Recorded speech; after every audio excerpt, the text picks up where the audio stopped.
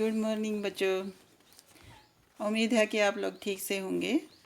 तो आज की हमारी जो नई कहानी है 8th क्लास की, ये जो हमारी T1 का जो हमारा चल रहा था उसमें लास्ट की कहानी है आज की।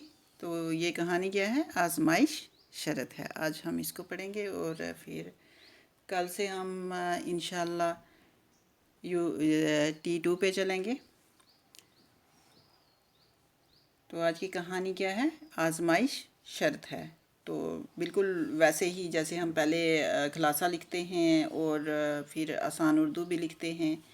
तो आसान उर्दू जो हम लिखते हैं उसमें जो हम सलीस करते हैं उसमें जो एक दो लाइनें हम लेते हैं वो कुछ इस तरह लेनी है।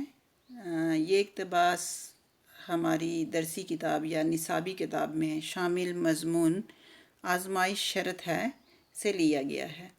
इसमें एक नौजवान की कहानी है जो कि अपने ही दोस्त को आज़माना चाहता है और आज़माता भी है।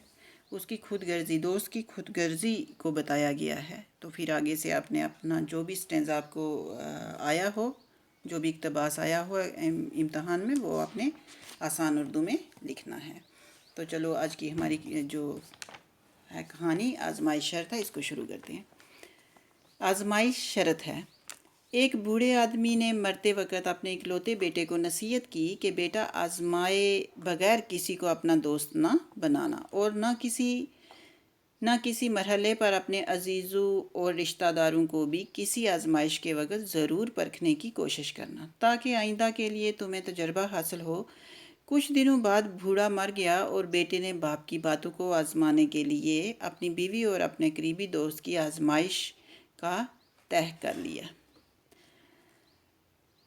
अब बताया गया कि एक बूढ़ा बाप जो कि मर रहा था, वो अपने इकलौते बेटे, जिसको एक ही बेटा था, तो वो उससे नसीहत करता है मरते वक़्त कि अपने जो कोई दोस्त बनाओगे उसको कभी ना कभी ज़रूर आजमाना, आजमाए बगैर उसको दोस्त ना बनाना। और आजमाए बगैर दोस्त ना बनाना तो उसके बाद वो और अपने जो रिश्तेदार होते हैं, करीबी लोग होते हैं, उनको भी कभी ना कभी ज़रूर आजमाना तुम। तो बूढ़ा बाप तो मर गया। अब बेटे ने ये तय कर लिया कि मैं अपनी बीवी, कुछ दिनों के बाद सोचा कि मैं अपनी बीवी और अपना जो उसका एक बहुत ही नज़दीकी दोस्त था उसकी आजमाइश करने का तय किया उसने। चलिए आगे देखते हैं। उसका दोस्त बहुत ही चालाक था और मकामी हाकिमों के लिए मुखबरी यानी जासूसी का काम करता था।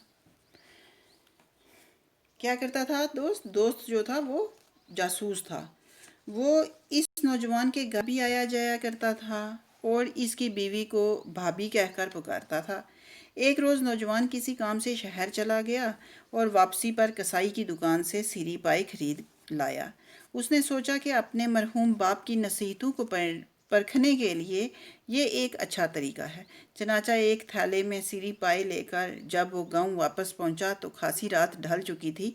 उसने अंधेरे में घबराई हुई आवाज़ में अपनी बीवी से कहा कि वो घर में रोशनी ना करे और एक कदाल लेकर चुपचाप आंगन में एक घड़ा खोदने लगा। बीवी की हैरत को खौफ व दहशत में तब्दील करते हुए उसने कहा कि मैंने अपने एक पुराने दुश्मन को कत्ल कर दिया है और इसकी खोपड़ी को इंतकामन अपने आंगन में दफन करना चाहता हूँ।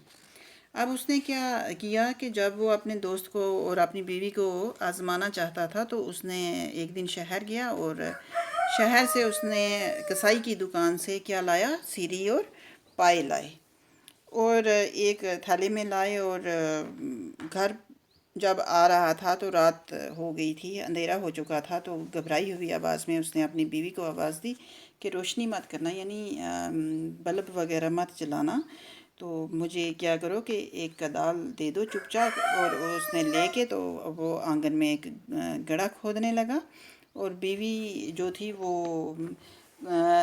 खौफ से यानी डर से और हैरान कुन लहजे में उसको देख रही थी।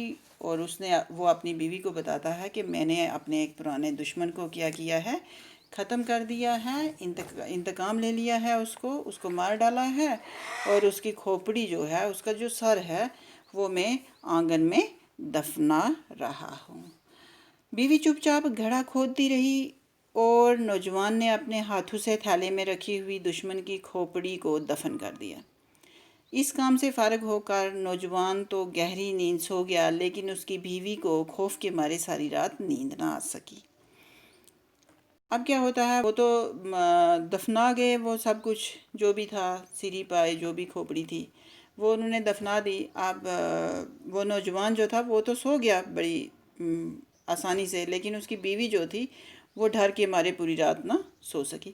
صبح کو نوجوان کہیں کام کرنے کے لیے چلا گیا تو اس کا دوست جو سرکاری جاسوس تھا اس کے گھر میں داخل ہوا اور نوجوان کے بارے میں دریافت کرنے لگا۔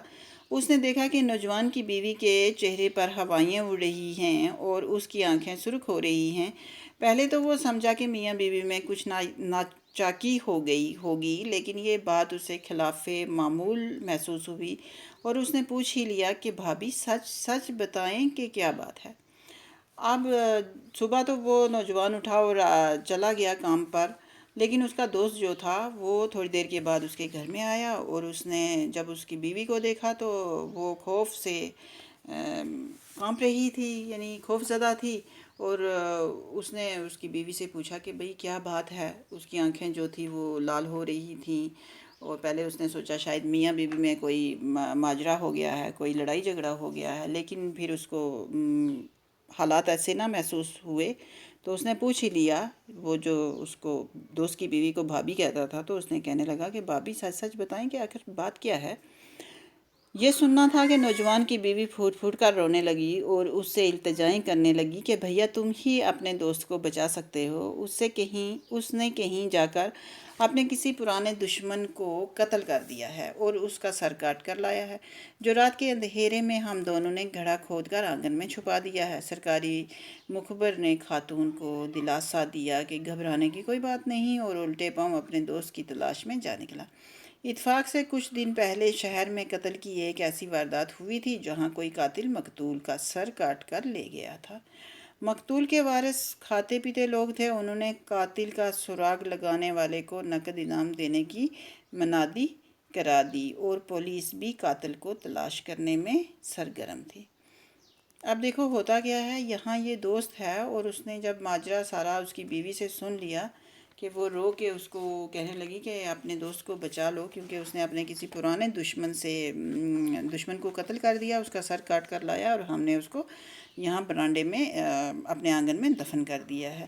اب وہ تو دوست جو تھا وہ تو تھا ہی سرکاری مخبر تھا، تو اس نے اس کو تو دلاسا دیا کہ کوئی بات نہیں، ٹھیک ہے، لیکن اسی دوران اس کو یہ بھی پتا تھا کہ شہر میں کوئی قتل ہوا تھا اور اس قتل پر گھر کے لوگوں نے جو ہے ایک انعام رکھا ہوا تھا، تو وہ اپنے دوست کی تلاش میں جو ہے وہاں سے نکل پڑا۔ ادھر سرکاری مخبر کو جب اس بات کا علم ہوا تو اسے یقین ہو چلا کہ ہو نہ ہو یہ کام اس کے دوست نے کیا ہے۔ اب اس دوست نے دیکھو دوست پر ہی وشواس نہیں کیا اور سوچنے لگا کہ ضرور اسی نے وہ کام کیا ہے۔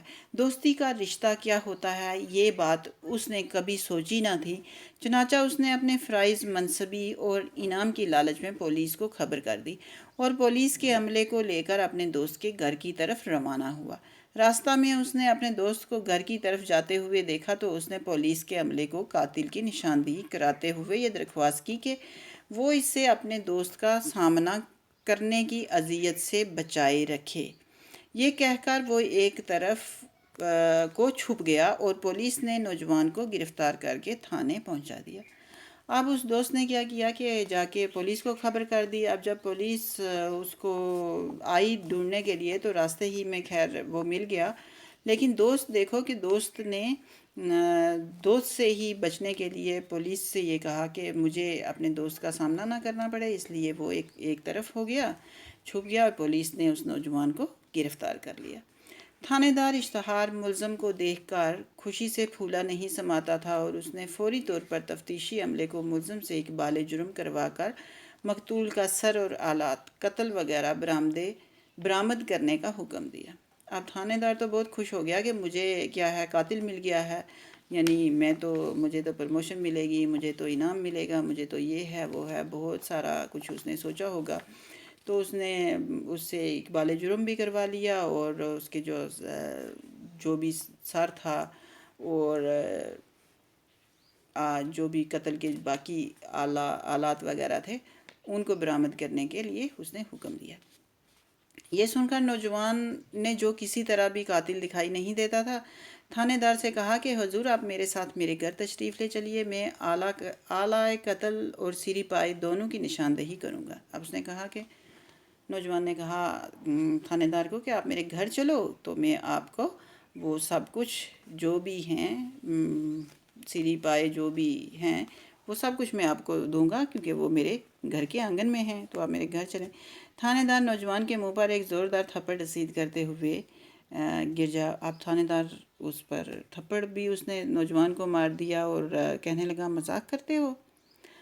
نوجوان نے دل برداشتہ لہجے میں جواب دیا کہ جناب میں مذاق نہیں کر رہا ہوں، آپ مجھے میرے گھر تو لے چلیے۔ تھانے دار نوجوان کو ساتھ لے کر اس کے گھر پہنچا تو نوجوان کی نشاندہی پر گھڑے میں سے وہ تھیلا برآمد کیا گیا جس میں سری پائے رکھے ہوئے تھے۔ اب اس کو گھر لے جایا گیا اور وہاں جو گھڑا تھا اس نے جو کھودا تھا جس میں وہ تھیلا ڈالا تھا سری اور پائے کا، وہ بھی برآمد کیا گیا۔ نوجوان نے تھانے دار سے مخاطب ہو کر کہا کہ حضور مقتول کا سر تو آپ نے ملا حد فرما لیا، اب آلات قتل باقی ہیں۔ اب نوجوان تھانے دار سے بات کرتے ہوئے کہتا ہے کہ سر آپ کو، حضور آپ کو تو جو قتل ہوا ہے اس کا سر اور پائے تو آپ کو مل ہی گئے ہیں، اس کا سر تو مل گیا ہے، آلات قتل بھی مل گئے ہیں، لیکن اب آپ کو آلات قتل جو ہیں وہ بھی باقی ہیں، وہ بھی آپ کو دینے ہیں۔ ان میں سے ایک آلہ تو میری بیوی ہے جسے آزمانے کے لیے میں نے یہ ڈھونگ رچایا، اور دوسرا آلہ آپ کا وہ مخبر ہے جسے آزمائے بغیر میں نے دوست بنایا تھا۔ اب تھانے دار سمجھ گیا کہ یہ سارا قصہ محض آزمائش کا تھا۔ اب جب اس نے بتایا کہ میری بیوی اور میرا دوست جو ہے، جس دوست کو میں نے دوست بنایا تھا بغیر آزمائے اور اس کو میں آزمانا چاہتا تھا، اب تھانے دار کو بھی یہ سمجھ آ گئی کہ یہ جتنا بھی قصہ ہے وہ صرف کیا ہے، آزمائش کا ہے۔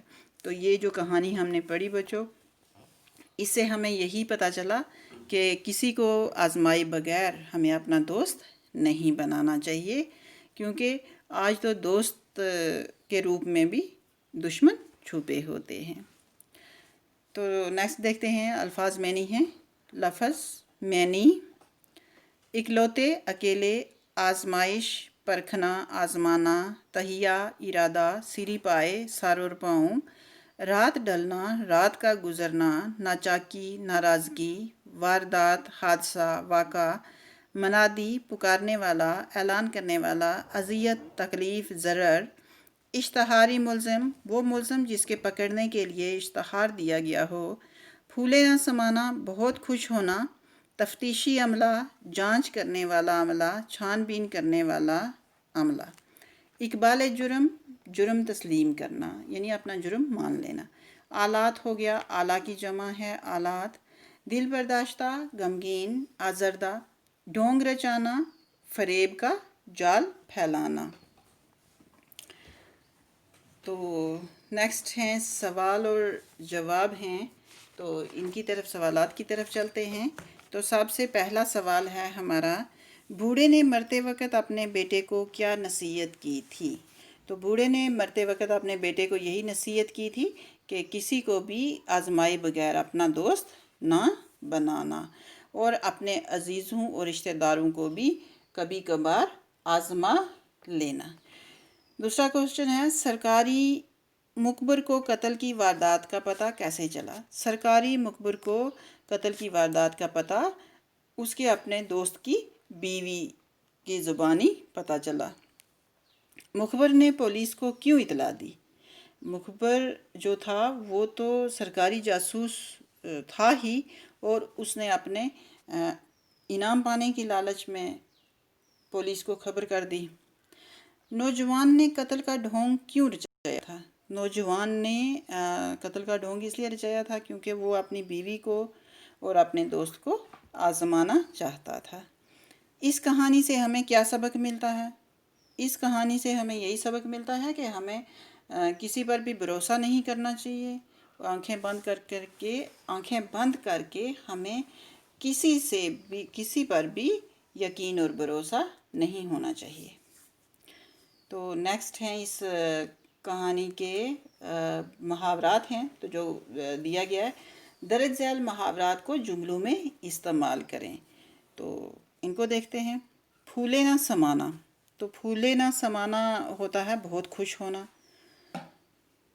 मेरा दोस्त मैट्रिक में पास हो गया और वो फूले ना समाया। उल्टे पाँव लौटना। मेरे दोस्त की माँ बीमार हो गई और वो मेरे घर से अपने घर की तरफ उल्टे पाँव लौटा। दिल भर जाना। एक ही किताब को पढ़ पढ़ के मेरा दिल भर गया है। ढोंग रचाना। अब ढोंग रचाना क्या होता है? यानी फ्रेब देना, यानी कोई धोखा देना। तो काम के वक़्त दोस्त ने दोस्त के साथ ढोंग रचाया। हक्का बक्का रहना। उसकी बुरी आदतों को देखकर मैं हक्का बक्का रह गया। अपना उल्लू सीधा करना। खुद गर्ज दोस्तों से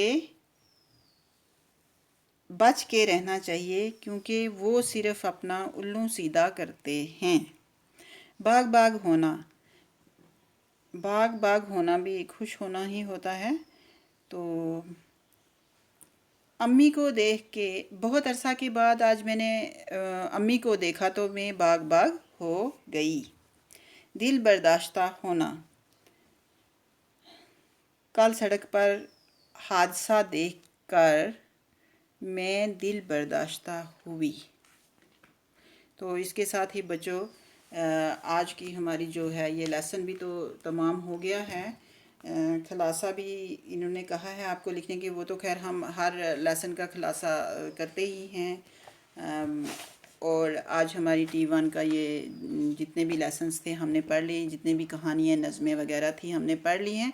कल से हम T2 स्टार्ट करेंगे इंशाल्लाह। इसके साथ साथ मैं आपको थोड़ा सा कोशिश करूँगी कि ग्रामर का जो पोर्शन है वो भी डिटेल में बताऊँगी। Thank you very much.